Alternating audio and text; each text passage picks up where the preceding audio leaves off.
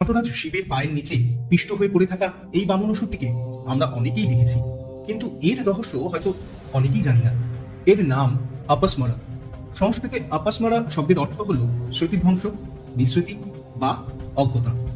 এই অসুর কেবল কোনো কাল্পনিক চরিত্র নয়, সে হলো মানব মস্তিষ্কের এক ভয়ঙ্কর শত্রুর প্রতীক। গল্পটি দ্বারকাবনের। সেখানকার ঋষিরা নিজেদের জ্ঞান ও কর্ম নিয়ে অত্যন্ত অহংকারী হয়ে পড়লেন।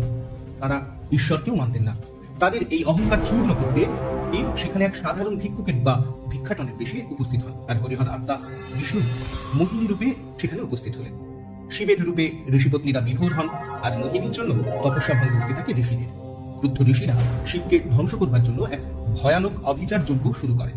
সেই যজ্ঞের আগুন থেকে তারা আহ্বান করেন অমর এক অসুরকে, যার নাম আপসমরা। এই অসুর ছিল অজ্ঞতা, জড়তা এবং বিস্মৃতির মূর্ত প্রতীক। ঋষিদের আদেশে আপসমরা মহাদেবের দিকে ধেয়ে যায় তাকে গ্রাস করে। আপসমরা যখন আক্রমণ করল, শিব কোনো অস্ত্র তুললেন না। তিনি শুরু করলেন নটরাজ রূপের মহাজাগতিক নাচের এক প্রবল ছন্দে। তিনি আপসমরের পিঠের উপর নিজের ডান পা স্থাপন করলেন এবং তাকে মাটির সাথে মিশে ফেললেন। কিন্তু শিব তাকে হত্যা করলেন না। কেন? কারণ জগৎ থেকে যদি অজ্ঞতা পুরোপুরি মুছে যায়, তবে জ্ঞানের গুরুত্ব থাকবে না। যেমন অন্ধকার না থাকলে আলোর গুরুত্ব নেই। তাই আপসমরাকে মেরে ফেললেন না, মেরে ফেলা যায় না, তাকে দমন করে রাখতে হবে। আর এই দমনের অস্ত্র হলো নিরন্তর নৃত্য, অর্থাৎ আমাদের জাগ্রত চেতনা। পৌরাণিক এই কাহিনীর সাথে আজকের আধুনিক বিজ্ঞানের এক বিস্ময়কর মিল রয়েছে। আপসমরা যদি বিস্মৃতি হয়, তবে আজকের যুগে তার নাম ডিমেনশিয়া অথবা অ্যালজাইমার্স রোগ।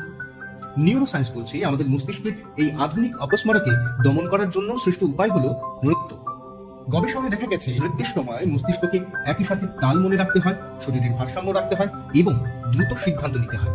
এই প্রক্রিয়া মস্তিষ্কের হিপোক্যাম্পাসকে সজীব করে তোলে এবং নতুন স্নায়বিক সংযোগ বা নিউরোপ্লাস্টিসিটি তৈরি করে। ঠিক যেমন শিব নাচের মাধ্যমে আপসমরাকে দাবিয়ে রেখেছিলেন, দমিয়ে রেখেছিলেন, তেমনি নিয়মিত নাচ আমাদের ডিমেনশিয়া বা অ্যালজাইমার্সের মতো অপস্মারা বা স্মৃতিঘাতী রোগকে দূরে রাখতে সাহায্য করে। তাই রোজকার জীবনে যদি নাচ করা না যায়, সাধারণ ব্যাপক কিন্তু স্মৃতি রক্ষা করে। তাই নটরাজ কেবল পুজোর মূর্তি নয়, তিনি একটি সংকেত।